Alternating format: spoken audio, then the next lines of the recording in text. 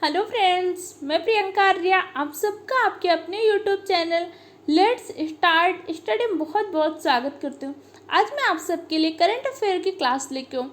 आप किसी भी एग्जाम की प्रिपरेशन कर रहे हो, अगर आपके एग्जाम में करंट अफेयर से क्वेश्चन आते हो तो वीडियो आपके लिए बहुत ही हेल्पफुल है। तो आज के इस वीडियो में जो इम्पोर्टेंट क्वेश्चन है, ये पाँचों क्वेश्चन के बारे में डिस्कस करेंगे, इनसे रिलेटेड एक्स्ट्रा फैक्ट्स जानेंगे। अगर आपको इन पाँचों क्वेश्चन के आंसर आते हैं और इससे रिलेटेड इंपॉर्टेंट पॉइंट सारे क्लियर हैं तो आप इस वीडियो को स्किप कर सकते हैं। जैसे आपका क्वेश्चन क्या है, जीआई टैग क्या होता है, जीआई टैग कौन प्रदान करता है, जीआई टैग के साथ में क्या क्या मिलता है, जीआई टैग से फायदे क्या होते हैं।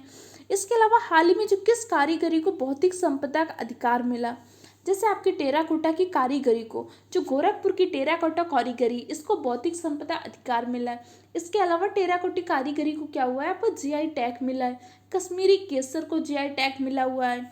आईसीसी की टेस्ट रैंकिंग में भारत का कौन सा स्थान है, तो आईसीसी की टेस्ट रैंकिंग में भारत का तीसरा स्थान है। तो पहला स्थान किसका है, आईसीसी टेस्ट रैंकिंग कौन जारी करता है, किस आधार पर जारी की जाती है, कितने वर्ष पश्चात जारी की जाती है। इसके अलावा वाडा क्या होता है, वाडा का मुख्यालय कहाँ पे है, तो डोपिंग एजेंसी में वाडा का क्या काम होता है, वाडा के मुख्य काम क्या होते हैं, वाडा कैसे खिलाड़ियों पर प्रतिबंध लगाता है। ये किसान सभा ऐप क्या है, इसका विकास किसने किया, क्यों किया गया, इसके क्या उद्देश्य थे। इन्हीं सारे इंपॉर्टेंट टॉपिक को ध्यान में रख के आज के इस वीडियो में हम डिस्कस करेंगे। अगर आपको इन सारे क्वेश्चन के आंसर आते हैं और इससे रिलेटेड इंपॉर्टेंट पॉइंट पता है तो आप इन क्वेश्चन के आंसर देख के वीडियो को स्किप कर सकते हैं। अगर नहीं पता है तो जल्दी से कॉपी पेन लीजिए और इंपॉर्टेंट पॉइंट के नोट बनाते जाइएगा। तो चलिए हम स्टडी करते हैं किसान सभा ऐप के बारे में। तो किसान सभा ऐप, इसका विकास किया गया था CRRI के द्वारा। CRRI के द्वारा 1 मई 2020 को इस ऐप को विकसित किया गया था। ये ऐप का क्या काम होता है, तो सबसे पहले आपको CRRI के बारे में पता होना चाहिए। ये आपका क्या है, सेंट्रल रोड रिसर्च इंस्टीट्यूट के द्वारा। अभी आपको पता है कि कोविड के कारण क्या हुआ था, देशव्यापी लॉकडाउन हुआ। अब जब ये देशव्यापी लॉकडाउन हुआ था तो उस टाइम पे क्या हो रहा था, किसानों को बहुत ज़्यादा समस्याएं हो रही थी।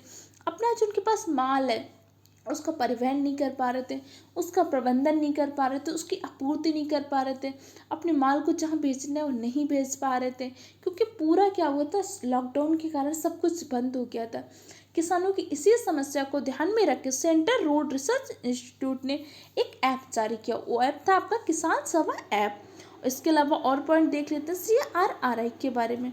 CRRI ये आपका क्या, इसकी स्थापना 1952 में हुई थी। क्योंकि आपके एग्जाम में अब क्या होते हैं, करंट से रिलेटेड जो पॉइंट होते हैं उससे रिलेटेड स्टैटिक जीके को भी क्वेश्चन पूछते हैं। तो इसीलिए मैं करंट अफेयर के साथ साथ क्या कर रही हूँ, उससे रिलेटेड स्टैटिक जीके की भी आपको पढ़ाती जा रही हूँ। जैसे किसान सभा ऐप की स्थापना किसने की, CRRI ने। CRRI ने किस उद्देश्य से की और CRRI की स्थापना कब हुई थी, इन सारे पॉइंट को भी मैं आपसे डिस्कस कर रही हूँ। तो इसकी स्थापना हुई थी आपकी 1952 में। 1950 में एक राष्ट्रीय प्रयोगशाला के रूप में की गई थी, किसकी, CRRI की स्थापना। और CRRI जो होता है ये क्या करता है, आपके CSIR के एक घटक के रूप में काम करता है। यहाँ पे इस पॉइंट को आपको पता होना चाहिए। जो council of scientific and industrial research होती है, ये एक उसकी मेन ब्रांच है, उसी की एक ब्रांच के रूप में आपको CRRI काम करता है। तो कई बार आपसे प्रश्न पूछ सकता है कि CRI किसके घटक के रूप में काम करता है। तो जो CRI होता है ये आपके council of scientific and industrial research के घटक के रूप में काम करता है। और इसी ने क्या किया, किसान सभा ऐप की स्थापना की। और CRRI की स्थापना हुई थी 1952 में एक राष्ट्रीय प्रयोगशाला के रूप में, जो कि CSIR का एक घटक के रूप में काम करती है। तो किसान सभा ऐप से रिलेटेड जितने भी इंपॉर्टेंट पॉइंट या स्टैटिक जीके में इंपॉर्टेंट क्वेश्चन आपके एग्जाम के लिए बन सकते हैं, मैंने कवर कर लिया। अब चलिए अगली न्यूज पढ़ते हैं हमारे विश्व स्वास्थ्य संगठन WHO के बारे में। क्योंकि कोविड के कारण क्या हुआ, WHO काफ़ी चर्चे में रहा, तो WHO से क्वेश्चन बन सकता है। वर्ल्ड हेल्थ ऑर्गेनाइजेशन, विश्व स्वास्थ्य संगठन, WHO क्या होता है, इसके काम क्या होते हैं, इसकी स्थापना कब हुई थी। WHO के बारे में एक वीडियो मेरे चैनल पे पड़ा है, अगर आपने अभी तक नहीं देखा, उसमें मैंने WHO को बहुत ही अच्छे से समझाया है, तो जाके उसको देख सकते हैं। WHO का क्या काम होता है, विश्व के समस्त देशों के लिए स्वास्थ्य संबंधी समस्याओं पर आपसी सहयोग व मानक विकसित करने की एक प्रमुख संस्था होती है। जैसे कोविड के कारण विश्व के समस्त देश क्या हुए, बहुत ही परेशान हुए, तो WHO ने क्या किया, उन सबको सहयोग दिया। सहयोग अलग अलग प्रकार से होता है, आर्थिक सहयोग भी देती है, उनको ज़रूरी सूचनाएं उपलब्ध कराती है, अलग अलग चीज़ें उपलब्ध कराती है। ये कौन करता है? WHO, विश्व स्वास्थ्य संगठन। और WHO की स्थापना कब हुई थी? तो आपके WHO की स्थापना हुई थी 7 अप्रैल 1948 को हुई थी। और वर्तमान में जो WHO का मुख्यालय स्विट्जरलैंड के जेनेवा शहर में। कुछ इंपॉर्टेंट पॉइंट थे जो WHO के बारे में। अभी हाल ही में क्या हुआ था, कुछ समय पहले अमेरिका के राष्ट्रपति ने क्या किया था? WHO की कड़ी आलोचना की थी। तो इसके बारे में आपके कोई इंपॉर्टेंट पॉइंट नहीं बनेगा, आपको सिर्फ WHO के बारे में पता होना चाहिए। नेक्स्ट देखते हैं GI टैग। GI टैग क्या होते हैं? बहुत ही इंपॉर्टेंट, क्योंकि हाल में क्या हुआ, आपके कश्मीरी केसर, चाखाओ चावल था और गोरखपुर के टेराकोटा को, इन तीनों को क्या हुआ? GI टैग प्रदान किया गया। तो ये बहुत ही इंपॉर्टेंट न्यूज बन जाती है आपके लिए। GI टैग जारी कौन करता है? तो GI टैग आपका जारी करती है GIR रजिस्ट्री। जो GI टैग होती है, जोग्राफिकल इंडिकेशन रजिस्ट्री के द्वारा GI टैग को प्रदान किया जाता है। और अभी हाल में किसको किसको GI टैग मिला है? तो कश्मीरी केसर को, चाखाओ चावल को और गोरखपुर के टेराकोटा कारीगरी को GI टैग मिला है। तो कश्मीरी केसर के बारे में कुछ इंपॉर्टेंट पॉइंट। कश्मीरी केसर की खेती जो होती है विशेष प्रकार की मिट्टी में की जाती है। और आपकी मिट्टी कौन सी होती है? करेवा मिट्टी। करेवा मिट्टी में क्या होता है? आपके कश्मीरी केसर की खेती की जाती है। इसके अलावा कश्मीरी केसर को तो अभी GI टैग मिला। इसके अलावा भी तो कश्मीर में कुछ चीज़ें हैं जिनको क्या है, पहले से ही GI टैग प्राप्त है। तो आपके एग्जाम में ऐसे क्वेश्चन पूछ सकते हैं ना, कि आपको 4 ऑप्शन में देगा, तो पूछेगा इनमें से ऐसा कौन सा उत्पाद है जिसको GI टैग नहीं प्राप्त। तो जो आपका कौनी साल होता है, कश्मीरी सोचनी व पश्मीना साल, इन तीनों को GI टैग प्राप्त है। जैसे आपको पता है पश्मीना साल, पश्मीना साल एक प्रकार की पश्मीना बकरियों की खाल के द्वारा बनाया जाता है। ये पश्मीना बकरियां क्या होती है? बहुत ही ठंडे स्थानों पर रहती है। और जो एक चांगपा जनजाति होती है, चांगपा जनजाति पश्मीना बकरियों का पालन करती है। और चांगपा जनजाति के लोग एक प्रकार का टेंट बना के रहते हैं, जिससे रेबो बोलते हैं। ठीक है, तो इन सबको क्या हुआ? GI टैग पहले ही प्रदान किया जा चुका था, और अभी आपको मिला है कश्मीरी केसर को। इसके अलावा और किसको GI टैग मिला है? तो आपके मणिपुर की जो चाखाओ चावल है, चाखाओ चावल का तात्पर्य वहाँ पे काले चावल को भी कहते हैं, इसको क्या हुआ? GI टैग मिला है। GI टैग क्या होता है? उस भौगोलिक स्थान पे जो बहुत उपलब्धता हो, बहुत ही विशेष क्षेत्र उस चीज़ के लिए, तो उसको GI टैग मिलता है। जैसे अभी मणिपुर का जो चाखाओ चावल है, इसको क्या किया गया? GI टैग प्रदान किया गया है। इसके अलावा मणिपुर में आपका जो सौफी लाम्फी है, मोइरंग फोई है, वो कच्छाई नींबू, इनको भी पहले ही GI टैग मिल चुका है। और गोरखपुर का जो टेराकोटा कारीगरी है, इसको GI टैग भी मिला है। और GI टैग के साथ साथ बौद्धिक संपदा का अधिकार का दर्जा भी मिला है। तो बौद्धिक संपदा क्या होती है? बौद्धिक संपदा अधिकार के अंतर्गत ही आपके GI टैग, जो पेटेंट कराते हैं, कॉपीराइट कराते हैं, ये सब क्या होता है? बौद्धिक संपदा अधिकार के अंतर्गत ही आता है। तो चलिए, इससे GI टैग से रिलेटेड जो भी इंपॉर्टेंट पॉइंट थे आपने डिस्कस कर लिया। जो भी इंपॉर्टेंट पॉइंट है आपको अगर नहीं आ रहे तो उनको नोट जरूर कर लीजिएगा, और रेगुलर वे पे रिवीजन करते रहिएगा। और अगर आपको इसकी PDF चाहिए तो PDF के लिए हमारे टेलीग्राम चैनल को ज्वाइन कर लीजिए, जिसकी लिंक आपको डिस्क्रिप्शन बॉक्स में दी गई है, या फिर आप टेलीग्राम में जाके लेट्स स्टार्ट स्टडी को सर्च करके ज्वाइन कर लीजिए। तो अगली रिपोर्ट पढ़ते हैं। अगली रिपोर्ट है आपकी संयुक्त राज्य व्यापार प्रतिनिधि रिपोर्ट, जो USTRR की रिपोर्ट आई है। USTRR की रिपोर्ट के बारे में इंपॉर्टेंट पॉइंट डिस्कस करते हैं। जो अभी ये रिपोर्ट बनी, कुल 36 देशों को इस सूची में शामिल किया गया है, जिसमें आपका भारत भी शामिल था। किसमें? इसके संयुक्त राज्य व्यापार प्रतिनिधि रिपोर्ट में। और जो USTR की रिपोर्ट 1974 के व्यापार अधिनियम की धारा 301 के तहत जो रिपोर्ट जारी की जाती है, 1974 के जो व्यापार अधिनियम की धारा 301 के तहत संयुक्त राज्य अमेरिका के व्यापार प्रतिनिधि कार्यालय द्वारा प्रतिवर्ष प्रकाशित की जाती है। तो ये रिपोर्ट क्या होती है? हर वर्ष प्रकाशित की जाती है। और किसके माध्यम से की जाती है? तो संयुक्त राज्य अमेरिका के व्यापार प्रतिनिधि कार्यालय के द्वारा प्रकाशित की जाती है।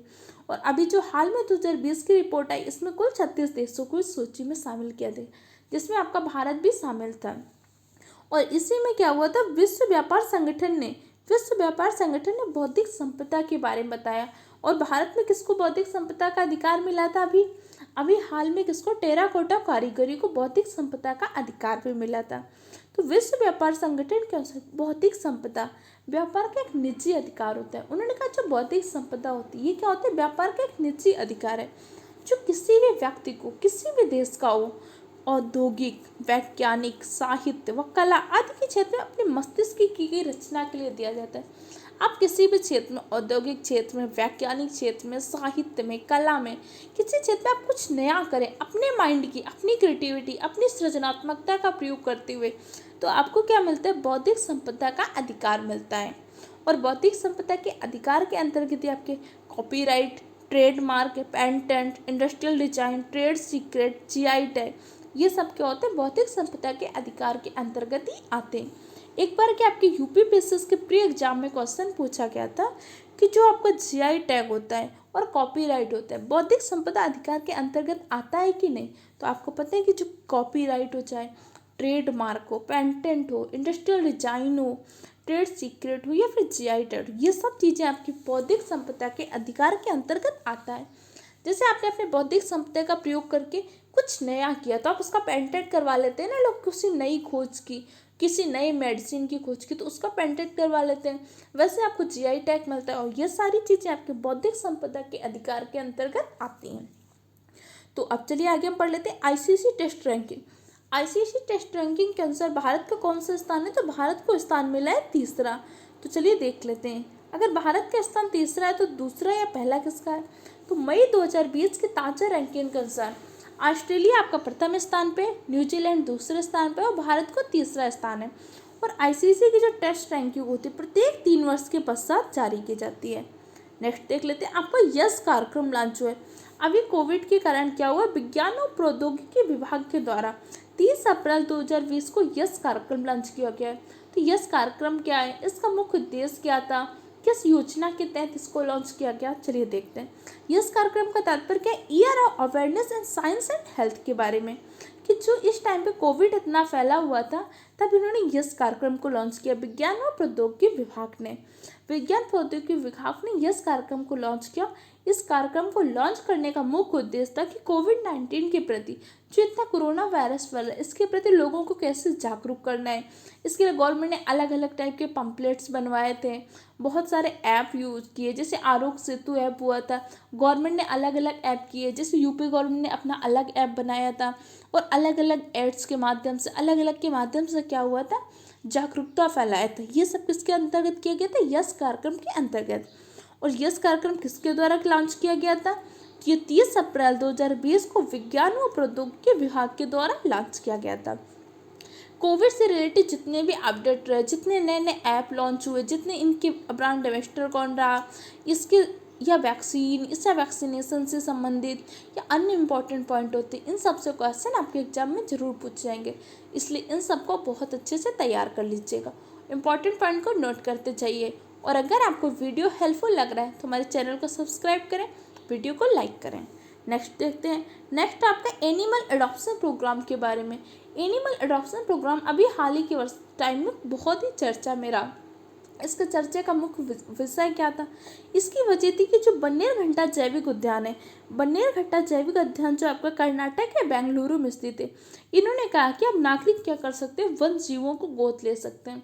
हाँ, लेकिन वन जीवों को गोद लेने पर नागरिकों को कुछ शुल्क लेना पड़ेगा, कुछ शुल्क देना पड़ेगा। जैसे आपको किसी भी जीव को गोद लेना है तो अभी तक क्या था कि आप वन जीवों को गोद नहीं ले सकते थे, लेकिन बन्नेर घंटा जैविक उद्यान ने कहा कि आप गोद ले सकते हैं, लेकिन आपको कुछ शुल्क अदा करना पड़ेगा। और बन्नेर घंटा जैविक उद्यान में मुख्य रूप से कौन कौन से जीव पाए जाते हैं? जैसे आपका किंग कोबरा, जंगली बिल्ली, असमिया लंगूर, काला हिरण, सांभर, हाथी, ये सारी चीज़ें आपके बन्नेर घंटा जैविक उद्यान में प्रमुख रूप से पाई जाती हैं, जिसको क्या कर सकते हैं? आप गोद ले सकते हैं। बस इसके लिए आपको नॉमिनल चार्ज देना पड़ेगा। और ये आपका जो स्थित है, तो ये आपका कहाँ पे? कर्नाटक के बेंगलुरु में स्थित है। कौन सा? ये उद्यान। और जो बन्नेर घंटा उद्यान है, इसकी स्थापना 1972 में हुई थी और इसको राष्ट्रीय उद्यान का दर्जा दिया था 1974 में। ये दोनों पॉइंट को क्लियर रखिएगा। स्थापना आपकी 1972 में हुई थी, परंतु इसको राष्ट्रीय उद्यान का दर्जा मिला था 1974 में। इसके अलावा बन्नेर घंटा राष्ट्रीय उद्यान में 2006 में जब देश का पहला तितली पार्क स्थापित किया गया था, तो देश का पहला तितली पार्क इसी उद्यान में स्थापित किया गया था। तो यहाँ से आपसे 2 क्वेश्चन बनते हैं कि देश का पहला तितली पार्क किस उद्यान में स्थित है? तो कहाँ पे? बन्नेर घंटा राष्ट्रीय उद्यान में। और बन्नेर घंटा राष्ट्रीय उद्यान क्या है? कर्नाटक के बेंगलुरु में स्थित है। और देश का पहला तितली पार्क कब स्थापित किया गया था? तो 2006 में। चलिए आगे डिस्कस करते हैं। इससे रिलेटेड जो भी पॉइंट थे ना डिस्कस कर लिए। अब हम वाडा के बारे में डिस्कस कर लेते हैं। वाडा क्या होता है? वाडा, जिसे वर्ल्ड एंटी डोपिंग एजेंसी भी बोलते हैं। कई बार इसको शॉर्ट में वाडा करके आपके एग्जाम में क्वेश्चन पूछ जाते हैं। तो विश्व डोपिंग विरोधी एजेंसी ने अभी हाल ही में क्या हुआ था, जो डिस्कस थ्रोअर थे संदीप कुमारी, उन पर डोप टेस्ट में फेल हो गई थी। तो उसमें क्या हुआ था, 4 साल का प्रतिबंध लगाया गया। अभी हाल ही के टाइम में ये घटना हुई, इसलिए आपका क्या होता है, वाडा चर्चा में विषय बनता है। तो वाडा के बारे में कुछ इंपॉर्टेंट पॉइंट आपको पता होना चाहिए। जो वर्ल्ड एंटी डोपिंग एजेंसी होती है, इसकी स्थापना अंतर्राष्ट्रीय ओलंपिक समिति के द्वारा की गई थी। अंतर्राष्ट्रीय ओलंपिक समिति ने 10 नवंबर 1999 को इसकी स्थापना की थी। किसकी? वाडा की। अब अंतर्राष्ट्रीय ओलंपिक समिति की कब स्थापना हुई थी? तो अंतर्राष्ट्रीय ओलंपिक समिति एक अंतर्राष्ट्रीय संगठन है जिसकी स्थापना 10 नवंबर 1999 को हुई थी। इसके अलावा वाडा क्या होता है, वाडा का मुख्यालय कहाँ पे? तो वाडा का मुख्यालय आपके कनाडा के मॉन्ट्रियल शहर में स्थित है।